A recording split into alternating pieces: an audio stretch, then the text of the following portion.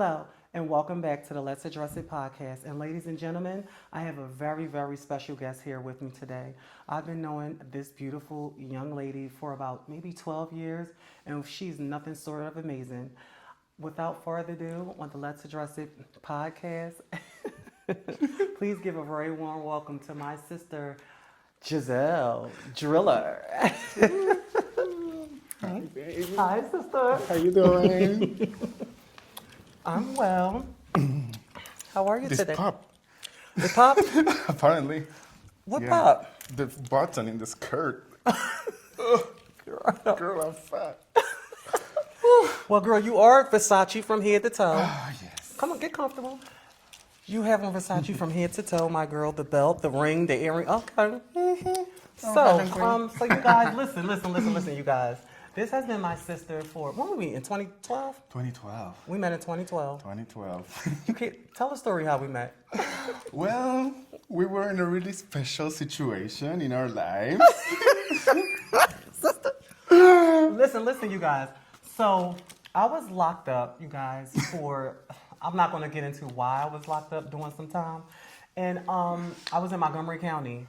And apparently, this is the first time she's been to Montgomery County and she was working. We ain't got to get, she was working. I was working, but I was not arrested for that. I was arrested for the fake bill, remember? So tell the viewers how it happened. Well, I was here as a traveling career girl in King of Prussia, and I went to the King of Prussia casino because they had told me that Saturday night were like good. And Oh, the whatever. Valley Forge Casino, yeah. Yeah, the Valley Forge casino, and I had just broken up with my boyfriend, so I wanted to go out. I wanted to have fun. I went to this club. I ordered one drink. I paid with a $20 bill that I had. I ordered the second one, and I paid with one of $300 bills that I had in my wallet. Mm-hmm. And when I paid for the drink, they tell me, "Oh, this bill is fake," and I was like, "Oh, let me just pay with my credit card." So I paid with my credit card, and I told them, "How can I see how the bill is fake?" Because I had just arrived to the U.S. I was a tourist. I was just for like 2 months here. Mm-hmm. So I didn't know. Apparently, one of the clients, or I brought that bill from Argentina. I don't know, but the bill was fake. Mm-hmm. And when I asked them that, they called the security of the club. The security of the club called the security of the casino, and they took me to a room, and they called the police, and they arrested me for forgery and theft by deception. Oh, you know what? Why I always thought that you was downstairs, like at the bar, the hotel lobby. It wouldn't have been that deep. They wouldn't have dragged it on that far if you would have been in like a hotel lobby. No, I think it's because it was at the casino. I was in the club, and the club security called the security of the casino because they thought that I was getting like using the fake bill to get changed and use that bill. That's crazy. Yeah, but no, I see. But no, what I was saying was, if you were at a regular hotel and you was downstairs in the lobby drinking, it wouldn't have been this deep. Oh, they would have let it go. They would have done that anywhere. I think it was more so because it was at the casino. It was the casino, and I'm pretty sure it was because they're pretty hard with trans people in that county specifically. Mm-hmm. Like when girls get arrested in King of Prussia and everything, they're pretty hard. Oh yeah, Montgomery County is the fool. Yeah, exactly. Really, really bad. I know. I think they didn't get me for being a traveling career girl, but they got me for that, and they did it. They put me, they extra punished me because of that, because they knew I was working, but they didn't get me for that. Mm-hmm. So, yeah. So listen, around that time, that almost messed up your visa. Is it a visa or green card? I had a visa. I had come to the U.S. a couple times before, just a couple of months, work, go back to Argentina. Mm-hmm. I was never interested in like staying here, mm-hmm. but after I had this problem, I had to like stay, and I stayed. I overstayed my visa, and I stayed illegal for a long time. So wait a minute, sister. You didn't have no intentions on actually moving to the USA? Mm-mm. It was the fact that you had to stay here? I had to stay here because I had to solve all this all this arrest thing, but I was never thinking of like staying here. I always came to work for a couple months, and I came back to Argentina. Mm-hmm. And with the money that you will make here, you were rich over there, mm-hmm. At the exchange rate. So the easiest for me, or like what I was enjoying in that moment, was like coming here, work a couple months, and then go back, and have a good life over there. How much more of our money in the U.S. is it like what our dollar to y'all dollar? Oh well, back then when I was going back and forth, it was like the $1 was like 40 pesos or something like that. But now $1 is like 1,300 pesos. So the exchange rate it's weird. They go up and down. Our coin like went down in value along the past like 12, 15 years. I don't. Okay, so can you tell me how they work? Okay, so let's just say if I had $100 in American dollars. Yeah. I don't really know how the pesos work, but how many double would that be in American dollars, like per se? Well, the American dollars here, it's the same. Like you over there, you can get more stuff for the money. Like Okay. An apartment, for example, it's like $100,000 in like the city in Buenos Aires. So it's a good value. Like in New York City or here, like big cities, with $100,000, you cannot get like sometimes even a condo and stuff. You know, but over there with 100,000, you can get like something really nice. All right, we're gonna have to pause for 1 second, you guys. So. Oh my God, I missed you. I miss you too. Listen, you guys, listen. So ever since we met, we just kind of hit it off from there. The funniest thing, y'all, so they bring her through the jail. And of course, they used to put all of the trans girls over on like one side. It was like like on a J block, J1 or something. It was protected custody, yeah. Yeah, but that's where they put us at. Yeah. We didn't. Okay, so I didn't want to be on protective custody. They put the girls over there. Okay, so when you in a county like Montgomery County, is the numbers running? What? What does it say? Oh yeah, it's running. It says low battery, 10% battery remaining. On there? Yeah, I think you have to change put the bigger one. Oh fuck it, we gonna go through it. Okay. So listen, you guys. So at that time, when they brought her through, they used to always put all of the girls over on one block, which was J block, and because they didn't want us running around the jail, we didn't have a choice. Oh yeah, they put me there, and it was my first time in jail ever. Like really? I was crying. I didn't know what was gonna happen to me. Like I was like. I never expected to be in jail, and even less for like a fake $100 bill. That was so stupid. So when she came through, they put her in the cell with me, y'all. And now this is the time when there's 4 of us in the cell. Remember, it was 4 of us in one cell. No, but it was just us 2. Oh, they only had us 2 in there? Yeah, and you had the 4 mattresses for yourself. You remember that? Yes. And you told me you have to. I have to give you. I'm wearing all the mattresses because of my silicone. Because they were like super tiny. Yeah. And you had the 4 of them, so you gave me 1. I gave you 1? Yeah. And I you kept were so 3? nice. Yeah. I was nice enough to give you 1? Yeah, you were nice enough to give me 1. Oh my God. Listen, y'all. So I remember how we became really close, because I'm a friendly, I'm a girl's girl, and we just like was talking a lot, and she kept crying, and I kept saying, don't be sad. She was like, no, but you don't understand, like, it's different because I'm from Argentina. Yeah, I thought that they were going to cancel my visa. Actually, remember the first time I was there, immigration came to the jail, and they asked me, are you afraid to go back to your country? Are you, like, okay here? Like, do you feel threatened or whatever? And I was like, I'm okay. I just want to go home. And in that moment, because it was pre-transitioning, I was already like a hybrid kind of thing. I had my nose done, my forehead and everything, but I didn't. You had work done? Yes, I had my nose done already and my lips. And then, but I didn't have boobs or anything. But they saw that I was trans and they thought that I wanted like asylum or something. That's something a lot of times trans girls. Asylum? Political asylum is when you're a minority in your country, like a LGBT or whatever, and you are afraid to go back to your country because your life is in danger.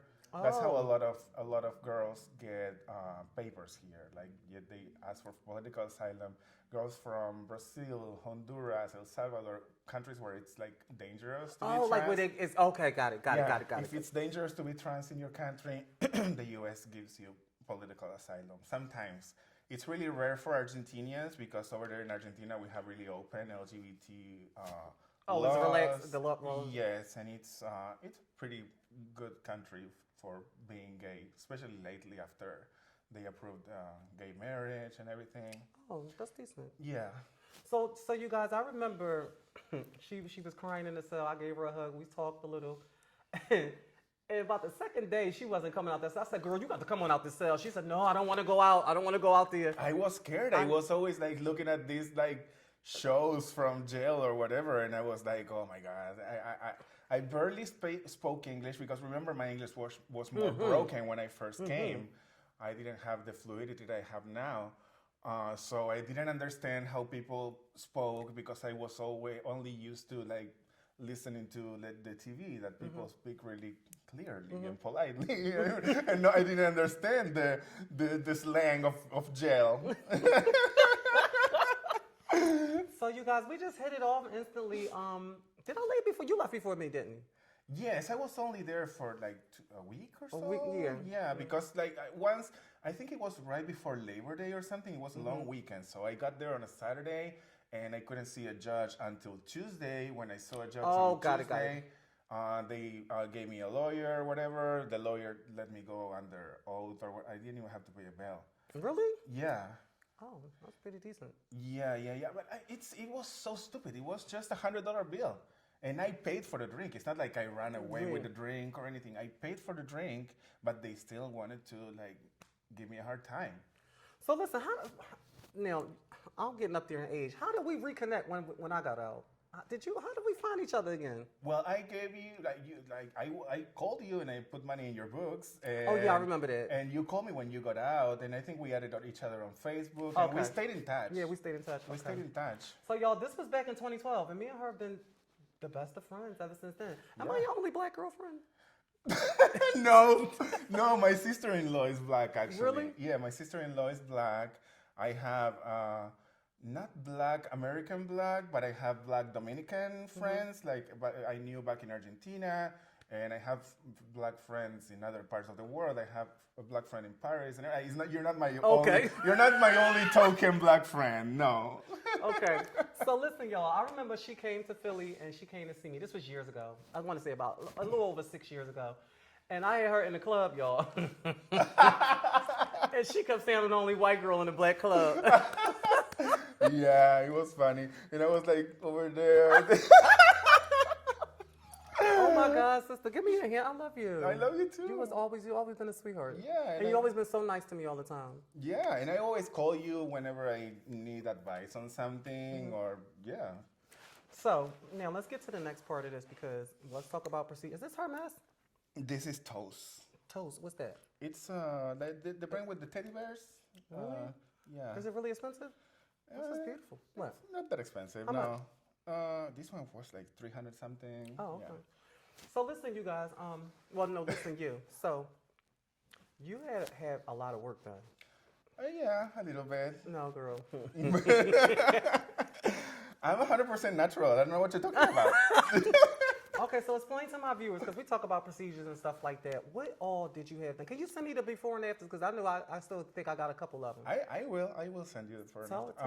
Well, the first thing I had done that was something that really made my face hard was the ridge in my forehead. Mm-hmm. So I was a little dumb girl and I injected silicone. It wasn't biopolymers, but it was a surgeon. It was a plastic surgeon that did it. And they injected that on my forehead, and they made my forehead like smooth, but it made it like really, really, really round. Mm-hmm. So I had that done, and I had my nose done in Argentina before coming here. Mm-hmm. But when they did my nose, they took so much bone from up here, and the forehead was too big that my face looked kind of like not proportional. Like it was too protruded here, too low here. So in 2014, I had my first round of FFS. Mm-hmm.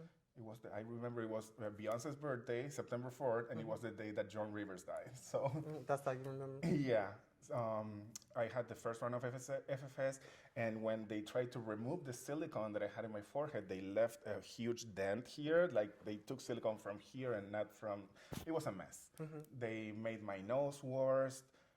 Like my first facial feminization surgery was hard.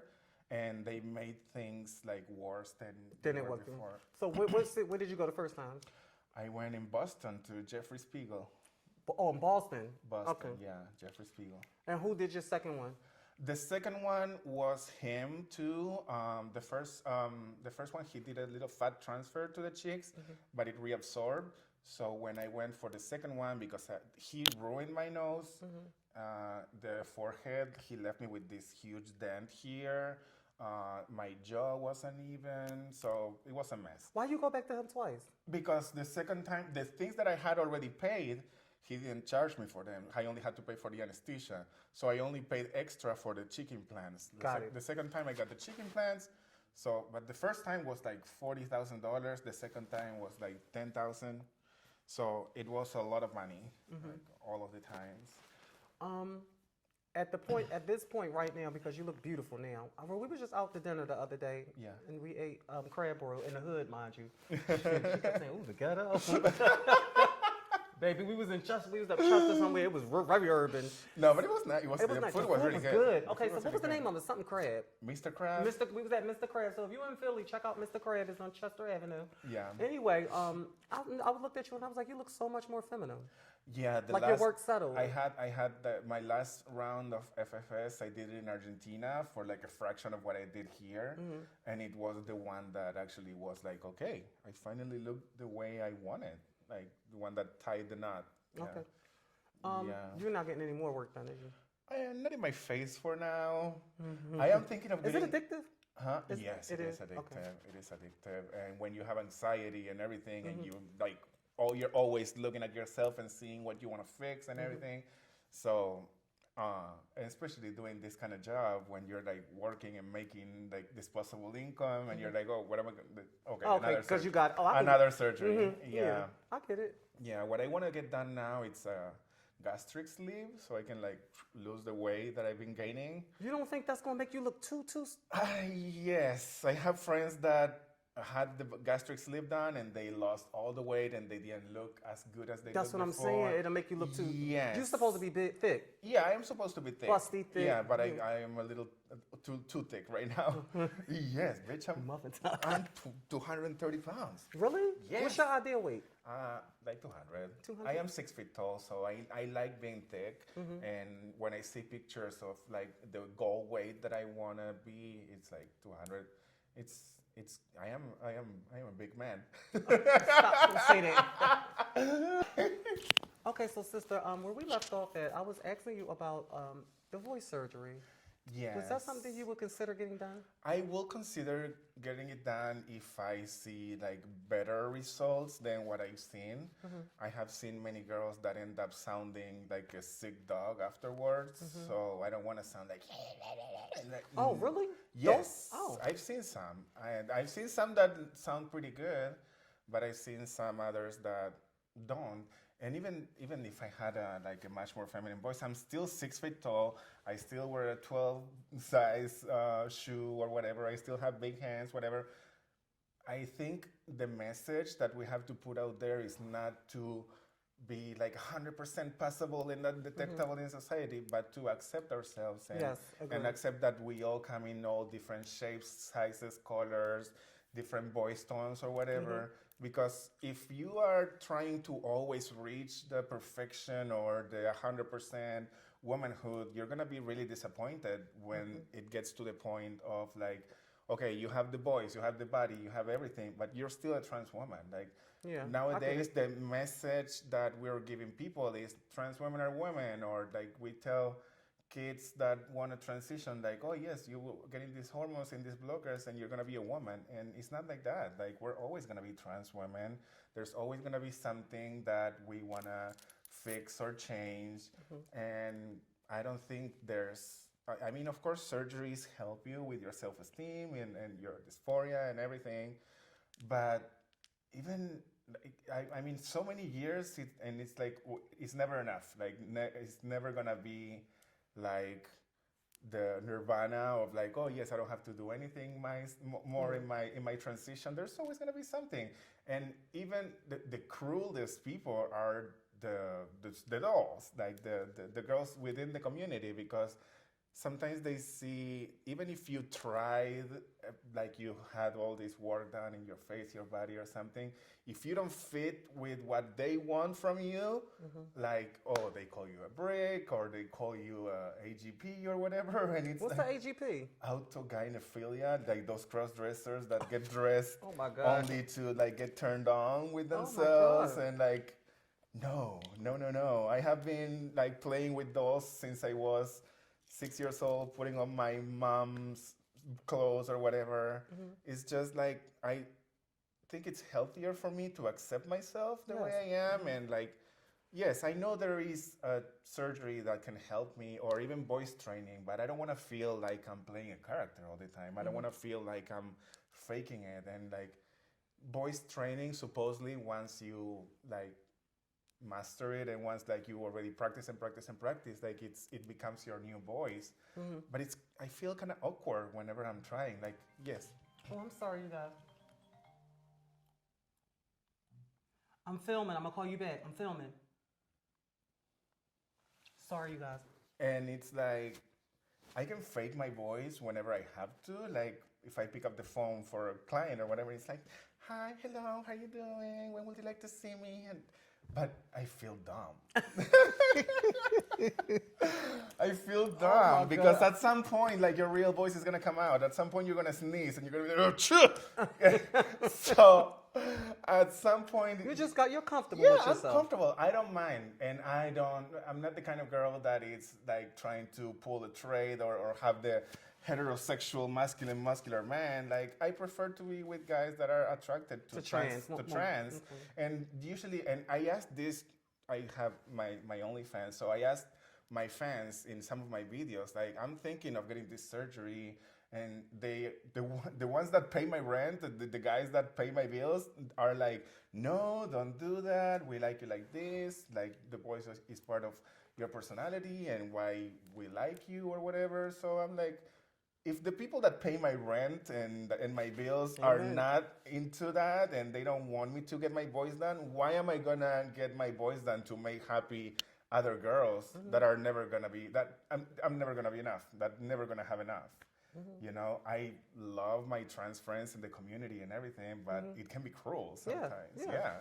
I'm glad you. And that's why I was asking you, like, how was it for you, like growing up in ballroom and the constant like competition that you have to be, because it's really different than how I grew up and how the trans community is in Argentina. Of course, there's always competition and fights and everything, but knowing you, that you're one of the only people that I know from ballroom community. Really? Yes, I only knew like Pose and like Okay. Legendary, and I saw it in TV, and I know of the culture for like the movies, the Paris is Burning and whatever, but you're the only, and that's why I wanted to ask you that, because for me it is something that bothers me, but it's like for a lot of people it's never gonna be enough. Like Yeah. even if I had my voice done, they will be like, oh, but she has a big back, oh, but she has big hands, or she it's like it's never gonna be, It's not gonna. You're right. it's never gonna be done. So why don't we put the message out there of accepting ourselves, and saying that, yeah, trans women are a type of women, but we come in all different shapes and sizes. I see kids transitioning super early, Yeah, thinking that they're gonna become a cis woman. And the other day I was typing like success stories of puberty suppression, because like supposedly that kind of thing, It's real. it's real, Yeah. and it's supposed to be so the kids don't get any masculine traits, and they can have a Oh normal, yeah. If you nip it, like you catch puberty. yeah, You know, and yeah. but that's supposed to be like for you to live like a whole normal life. I haven't seen any video of a proud trans kid that is like, okay, I went to college and I am working as a doctor or whatever, and this is all thanks to blocking my puberty or everything. The most successful, the most happiest trans women that I know have all gone through puberty, and we all lived our stages, Yeah. and we built ourselves with time. And now you see kids doing everything fast, doing surgeries before they're even 18, and it's heartbreaking because I have 7 nephews and nieces. I have a lot of contact with the kids in my family and everything. And I will never recommend my nephews, oh, you have to transition and you have to become a woman just because they are feeling different or they're feeling. And I think that's the message that we have to start putting out there, that there's no rush for this journey, that there's no point of perfection that is going to take you to be exactly like a cis woman, and they can accept you in their spaces, they can welcome you, but at the end of the day, when you go out in the real world, we're always going to be trans women, you know? And it's the message that trans women are women and putting it out there to start normalizing it and everything, it sounds beautiful, but it's kind of like a utopia that it's never going to happen. I mean, we can be accepted, we can be part of society and everything, but I think it got too far when they started putting kids in the question and they started putting trans women in women's sports. Like, we were okay up to the point of like gay marriage. This is a mess. Listen, we have been through hell and hot water today. I know. Oh, gosh, listen, y'all. Somebody forgot to charge the battery. Listen, I'm telling you, we've been having technical difficulties after technical. You know what? I need to get me an assistant or something like that. But go ahead, finish off where you left off. I don't know where I was. You was talking about the you got really deep. I know. It's my ADHD. I go everywhere. I started we was basically talking about, you said you can never reach a higher place to be a woman. Yeah, and especially like I love the community and everything, but sometimes it can get really superficial and really like, I don't know, like especially the new generation that they have this idea in their heads that they have these certain milestones to reach in their transition, and that everything has to be really fast.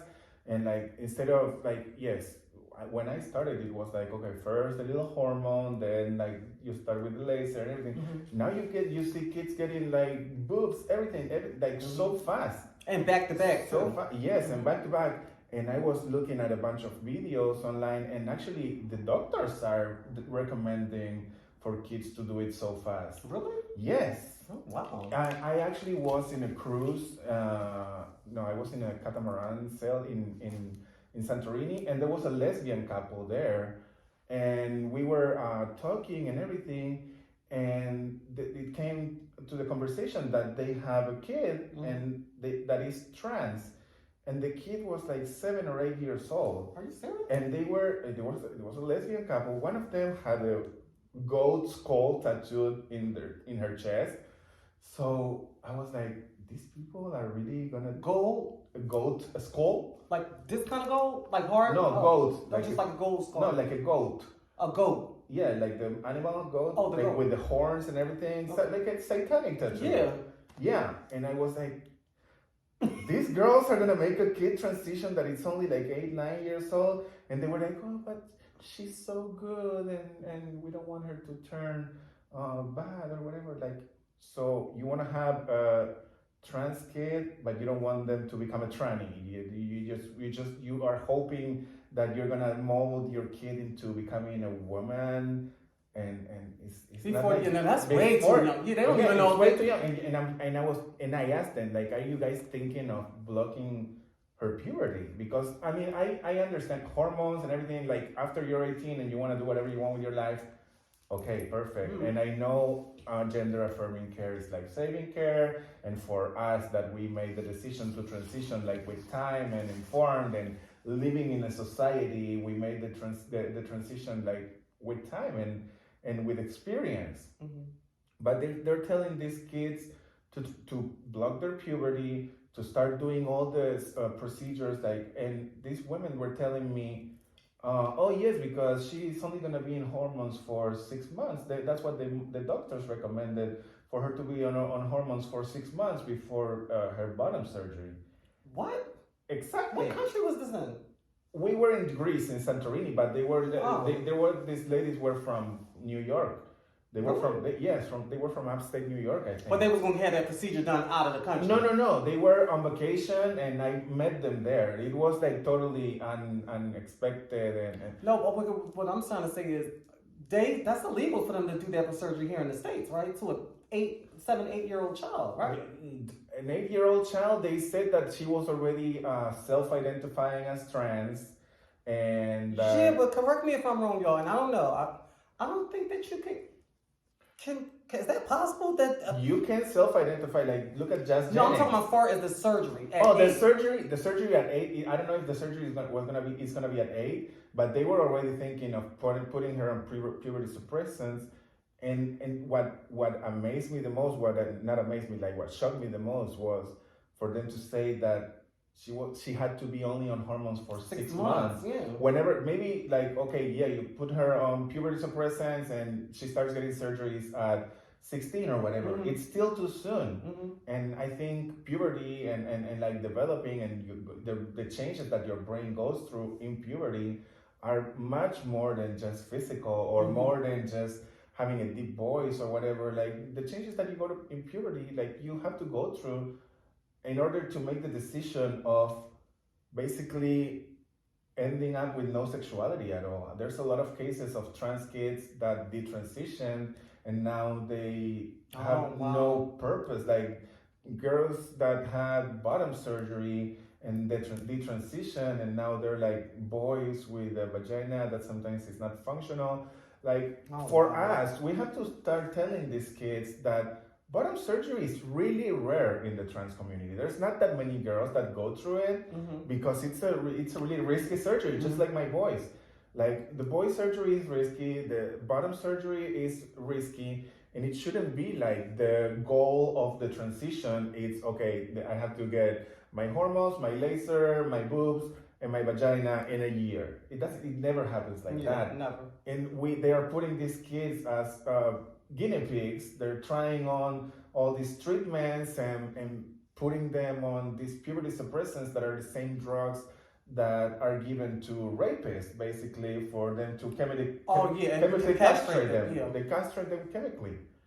And how can you do that to a person that never even had sexual desire yet? Yeah. You are cutting that kid's possibilities. And, like, of course, when you are 12, 13, you don't know how important your sexuality and your libido are gonna be in your life. Of course, it's not the most important thing in the world, but it has to be addressed because they are whitewashing transness. They're trying to make it like, oh, you're gonna be a woman and you have to do all these steps. And then when kids start getting into society and they start seeing that the world is not going to treat you like you want just because you are trying to cancel them or because you say so. It is really hard for people to start accepting us. And after they started messing up with kids, that's when people started raising their arms and being like, no, we're not going to allow it. And as a community, I think we have to agree that was a little like a step too far. You know, it was fine when we had gay marriage, adoption, whenever, like, we have the freedom to be dressed however we want on the streets. We could, like, change our gender markers in our license and everything. Everything started going down to hell when they messed up with kids. Okay. Everything started going worse. People started seeing us differently. Whenever people started seeing all these cases of kids that or like in school, like they are teaching them gender studies in school and everything. They're too young to know that. Like, we had to go through a really complicated process in order to make the decision to transition, and they are rushing it on these kids with the goal of becoming a woman or a man. And we're always going to be trans, and there's nothing wrong with that. And I think that. No, yeah. That means you ate it. Oh yeah. Oh. The message that we have to put out there is that being trans is beautiful. Trans people come in all the shapes, sizes, boy stones, and everything. And even though you are the most passable fish in the ocean, you're always gonna be a trans woman, no matter how if you have a pussy or whatever, it's okay. And it's okay. Oh, it's definitely okay. Yes. Like, I don't mind. I mean, I don't mind. Like, I don't mind. But there's some girls out there that don't, that really wants to be recognized as a woman. Yes. And everybody has their own way to feel the way they feel. Because I know I'm a trans woman. Yes. You know what I mean? I'm a femme queen. That's great. That's great for them. And there are really, really few cases of gender dysphoria that takes you that far to the point of like rejecting your genitals.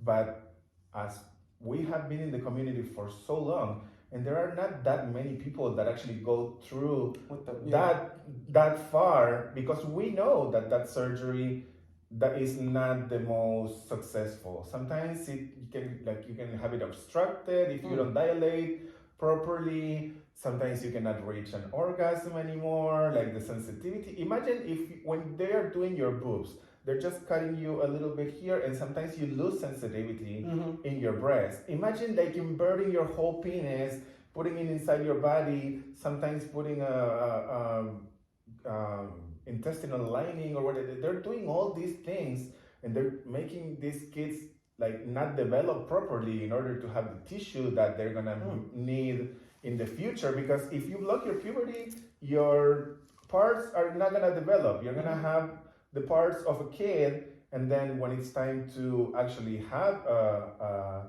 gender confirmation surgery or whatever, they don't have the material to work and to make a functional vagina, which was...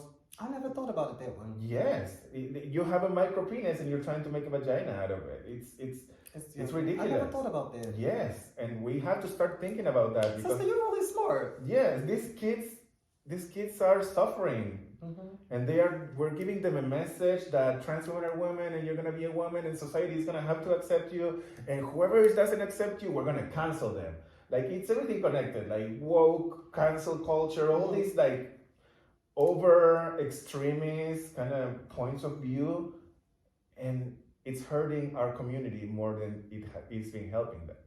Give me a hug, but you ate that. Oh God, you really broke that down. I never really thought about it like that. And like there has been trans activists since like Marsha P. Johnson and like what is this, Sylvia Rivera or whatever. And whenever we started fighting for our rights, becoming a woman was never the goal. It was like equality and respect and be part of the society. It was never like, oh, I'm gonna be a woman and I'm gonna be in all the same spaces. Like, no. We are trans, and like the trans that came before, we transitioned to be part of a community or like the gay community and be whoever we wanted to be. But the message that we're putting out, got lost along the way. And also like telling kids or telling their parents, what would you prefer, a dead son or an alive daughter? You know, like making the decision. It's either you transition now or it's suicide, and it's really dangerous. It's really dangerous, and it's hurting our community. I agree.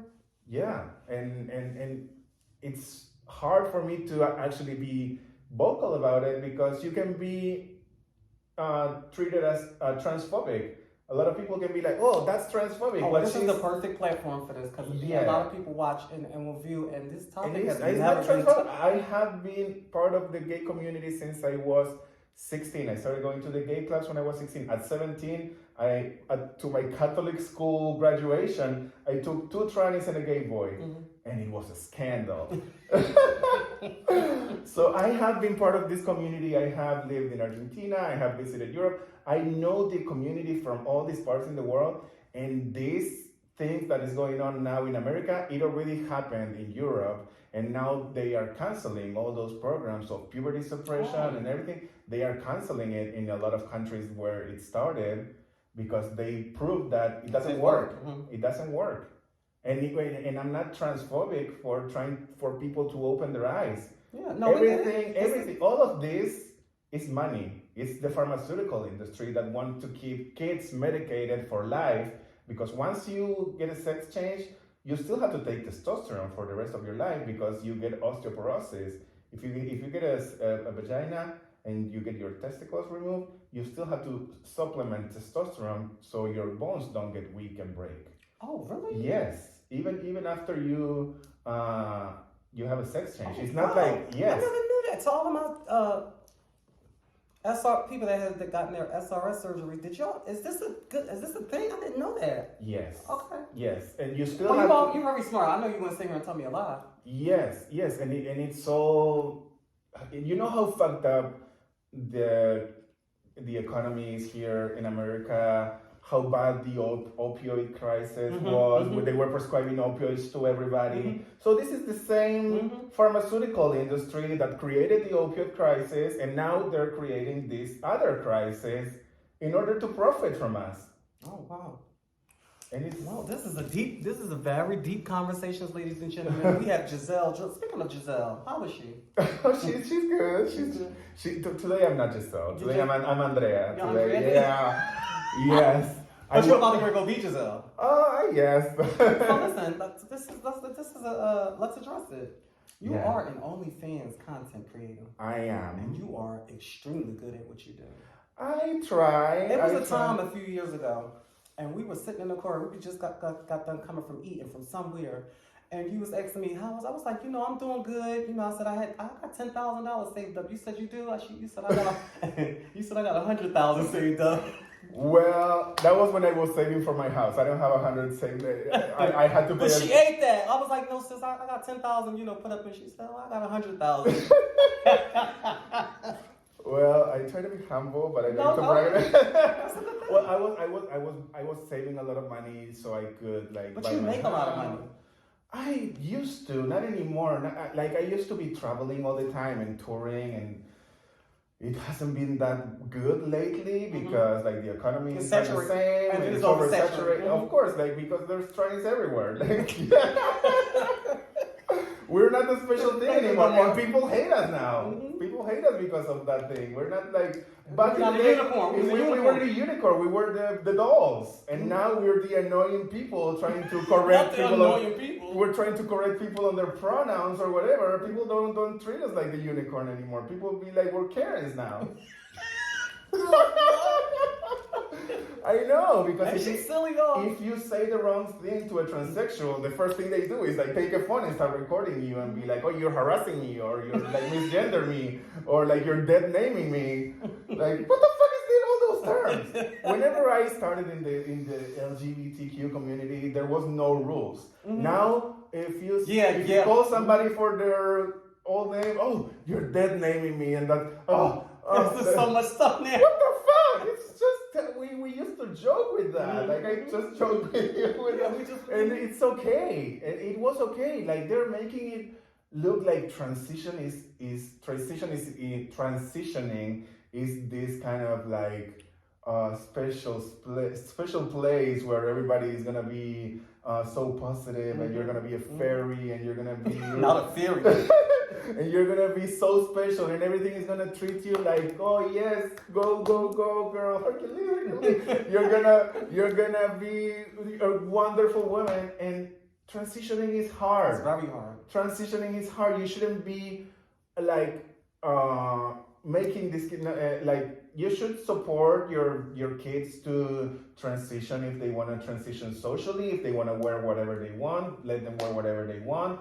But don't medicalize kids. Don't start putting them on puberty suppressants. Even if you start on a little patch of hormones when you're 16, when you're 16, 17, 18, that's fine, and that's gonna help. I started early though. Yeah. I started around maybe. But back in the day, it was out of under the counter, you had to get your hormones off the street, from the black market and shit.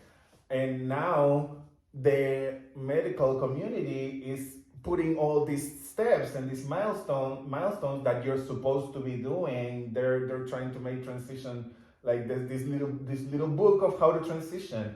And it's not like that. We're all different. We're all different. We got it from the mud, and we was and learning as we went along. Yes, and the more experiences you have, the more you start finding your personality and everything. You cannot put a kid that is 12 years old to decide what they want to be for the rest of their lives. It's like telling a kid, oh, what career do you want to study for the rest of it? But it's even worse because you are blocking a kid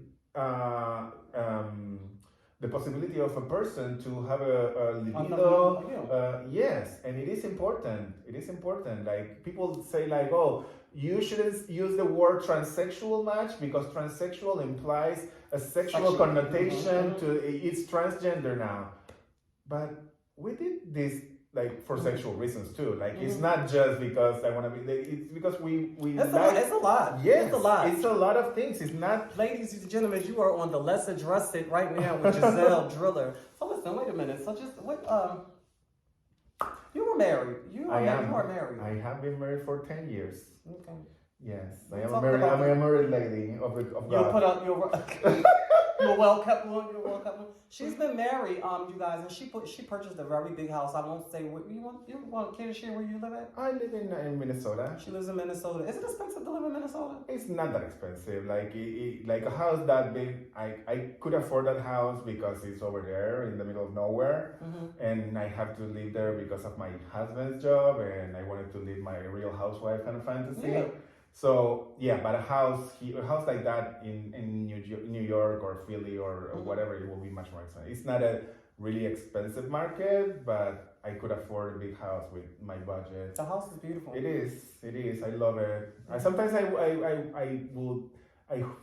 have this fantasy of like, oh, I'm gonna move to the city at least for a year to New York or to like a big city because I grew up in a big city and. I love Argentina is a big city.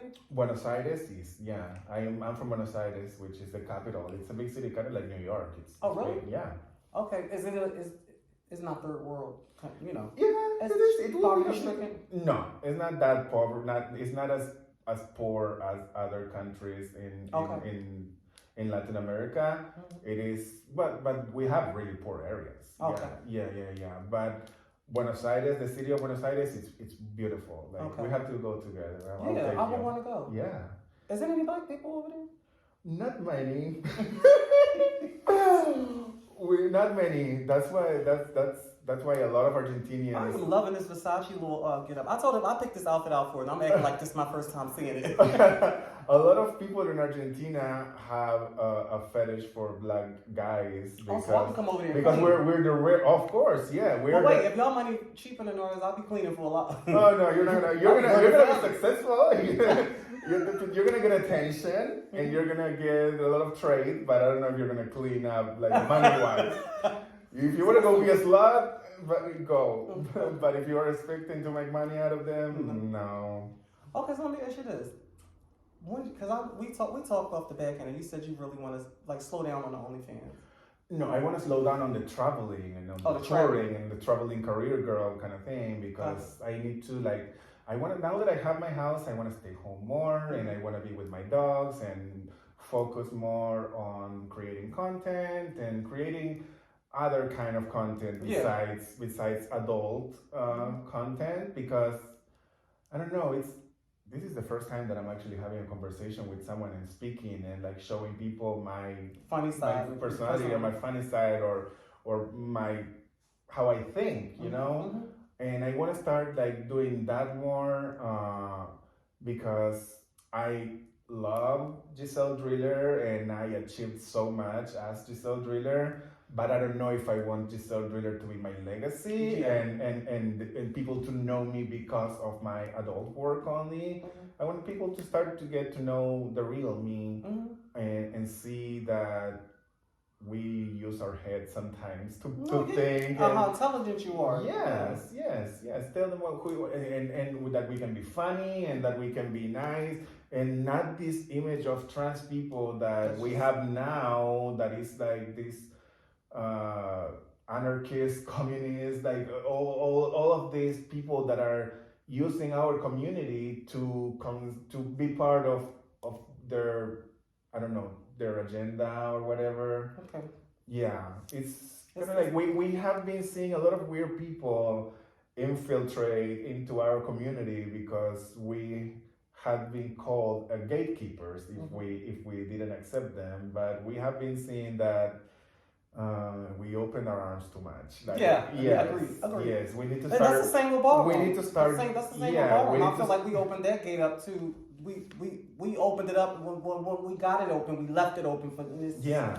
It's not Because nowadays you have these kids that are like 18, 20 years old calling us transphobic because we don't agree with all the things they told them on how to transition. And they think that because they follow the steps that a doctor told them that they are better or they transition the right way, and we didn't. And that they don't, and I was looking at a Buck Angel video. He's a Buck Angel. He's a trans man, and he talks about like trans issues, and like he's a really big advocate to like not puberty suppression, to like against puberty suppression.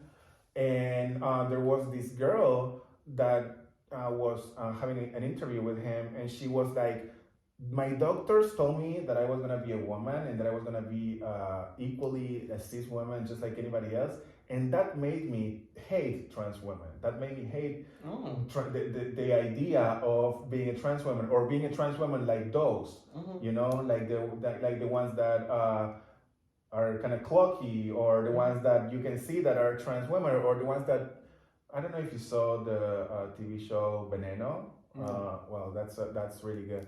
Like trans women, and especially the trans women that have been staples in our community, it has always been like really big personalities. Like, this is who I am a trans woman.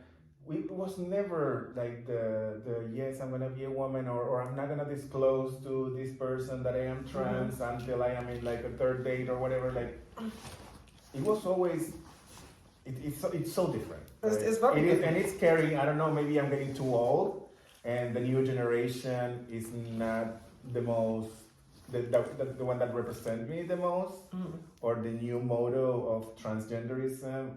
I don't know, but it's starting to feel scary, because back in the day, even if I have always been a 6 feet tall, like voluptuous woman.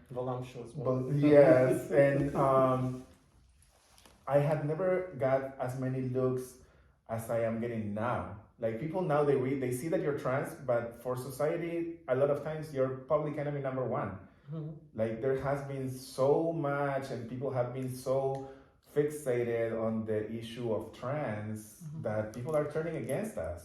And we have to come out and be like, we never asked for like this kind of extreme, kind of extremes, like messing around with kids, or you keep going back to that, girl. Yeah, no, but I know what you're saying. Not messing around in the sexual way. No, I know what you're talking about. Like when they involve when already medicalized a kid. Like, no, please, no. Like, I don't know.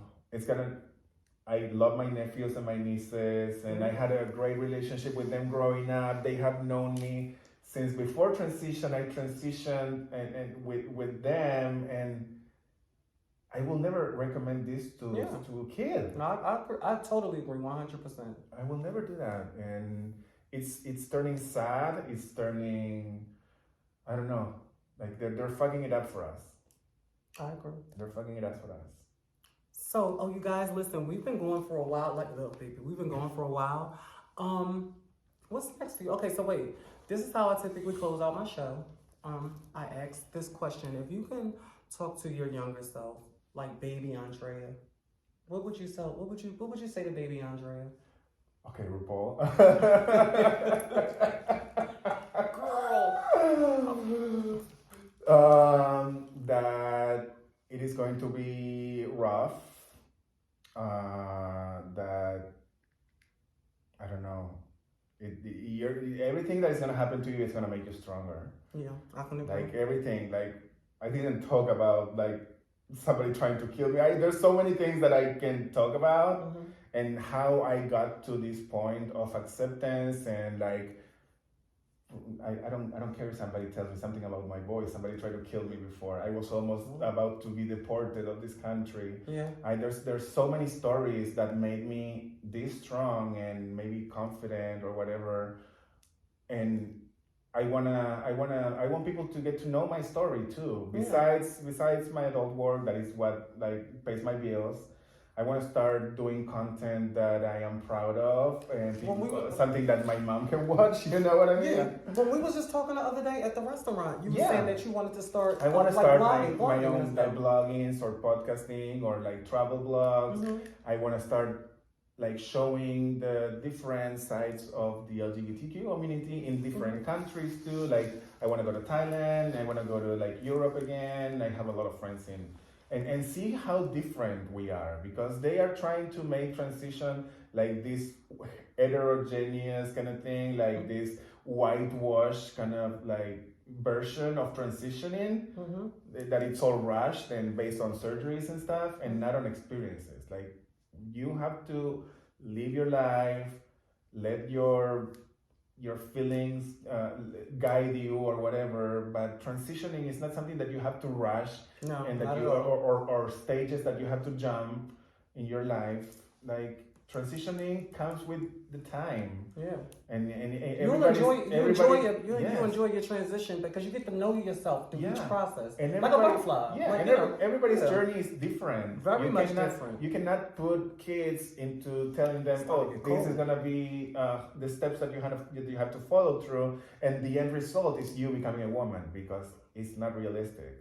You heard it here first. It's not realistic. You know, plus I'm looking at you. I like you with this because you normally. I like you being a brunette. Yes. Because Giselle is typically blonde hair, more blonde. Yes. And this is your natural hair. I'm Latina now. No, I have a couple clip-ins. You only had clip-ins in I didn't have clip-ins the other day, but I do now. I love you, sister. Thank you. Love you too. Listen, y'all, I'm gonna have her information on the screen. You guys, please make sure you follow her on her.